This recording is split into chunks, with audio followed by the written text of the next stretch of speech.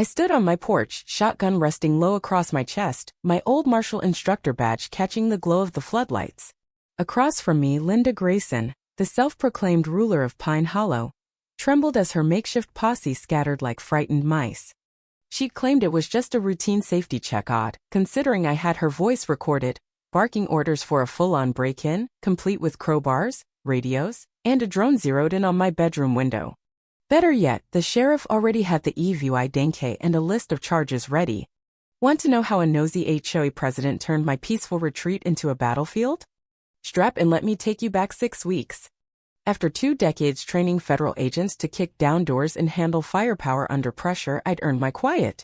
No more radios, no paperwork, no politics, just a rugged hunting lodge buried deep in the woods, far from any paved road, surrounded by towering pines and the occasional deer.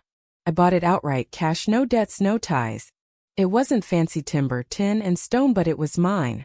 The air carried the scent of pine and wood smoke, and when the breeze rustled the birches, it felt like freedom whispering through the leaves. No badge, no briefings, just me, my dog, and the forest. Days blurred together, chopping firewood, patching up the lodge, letting the silence settle into my soul. I even laughed at how I was starting to resemble one of those reclusive survivalists folks murmur about in diners. But I wasn't hiding, I was recovering. That first week was pure peace, no horns, no bureaucrats, no eyes on me except the squirrels. Or so I thought. On the 3rd morning, as I oiled my double barrel on the porch, a car crept up the dirt path, kicking up dust. Out stepped a woman in a crisp polo, Pine Hollow HOA, embroidered on it, her stand screaming she owned the whole damn county. Sunglasses mirrored the treetops, clipboard in hand.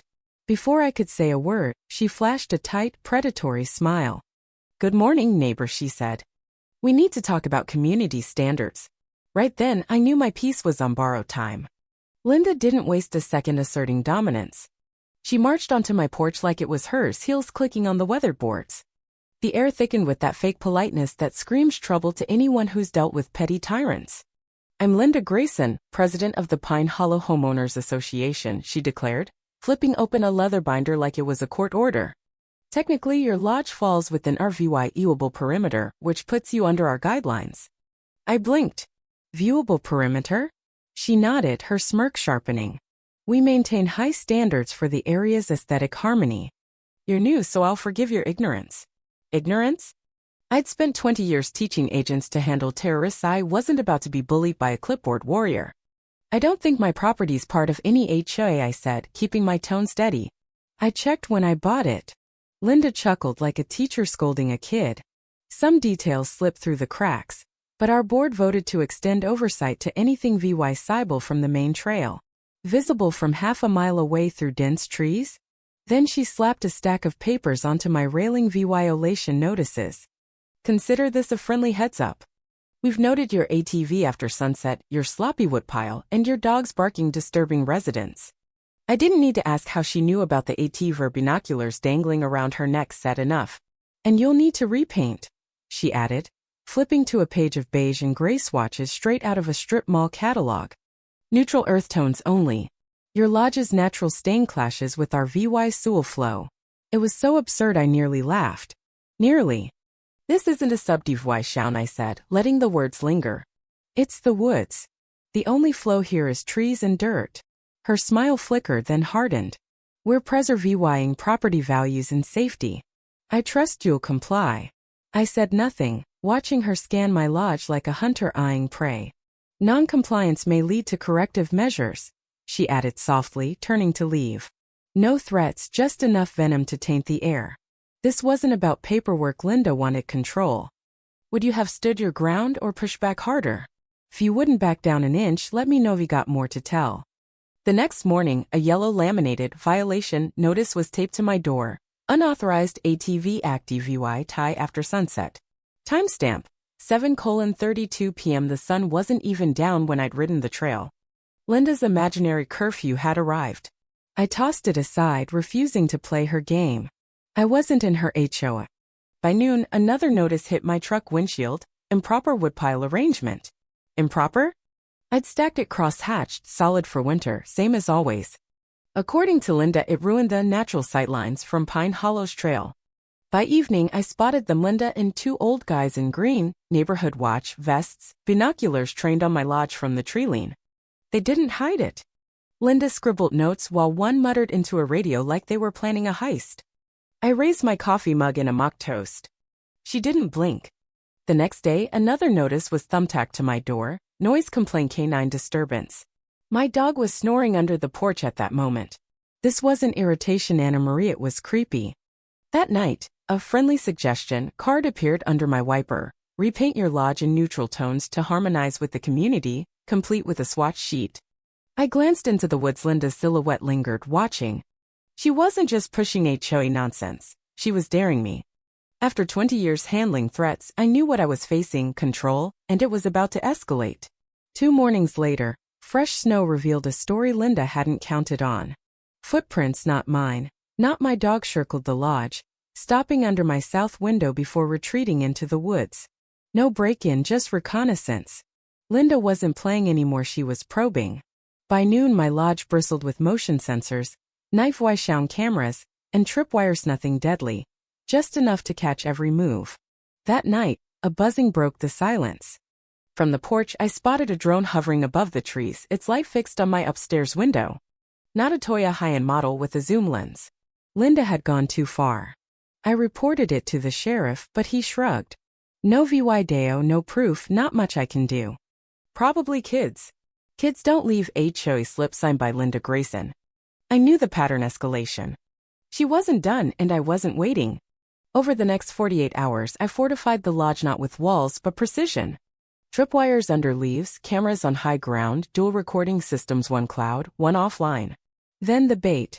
An old safe in plain VW by the window, topped with a folder marked, "US Marshal Eyes Only." Linda wouldn't resist.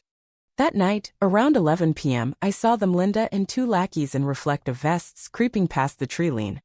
She aimed binoculars at the safe, eyes gleaming. They took photos, whispered into radios, and left another notice: violation, unauthorized security equipment. The irony was rich: Linda accusing me of breaking rules by protecting my own land. This wasn't about aesthetics, it was domination. She thought I was hiding something worth taking. She was wrong, I was waiting. A manila envelope slid under my door. HOA meeting attendance strongly encouraged. Security matters. Linda wanted me there to break me. I went. The Pine Hollow Community Center was packed: fleece vests, khakis, nervous whispers. Linda stood up front, flanked by her goons, binder open like a prosecutor's exhibit. She didn't greet me, her eyes tracked me as she clicked the projector on.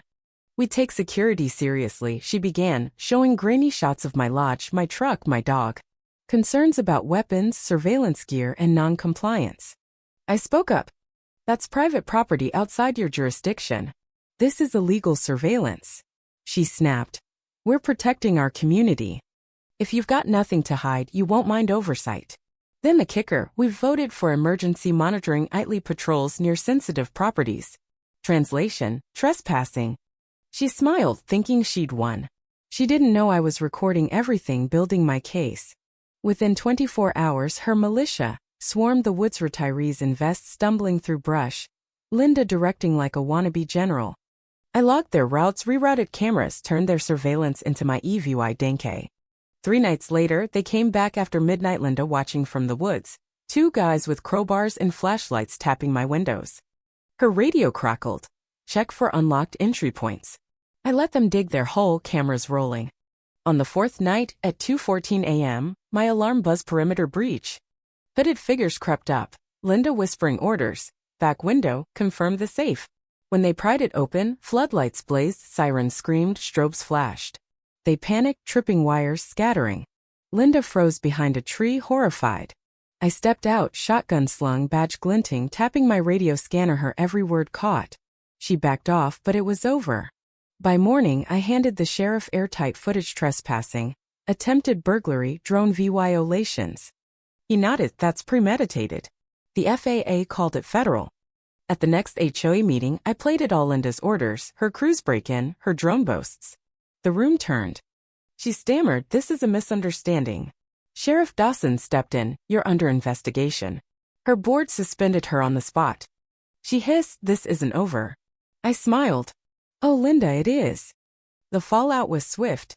Residents came forward, tree swing bans, flagpole fines, drone stalking. The HOA expelled Linda, the sheriff's case grew, news vans circled. My lodge became a hub of relief, not triumph. Linda lost because power without limits always falls. She thought I was just a neighbor. She didn't know I'd trained for worse than her HA games. What would you have done? Share below. I read every one.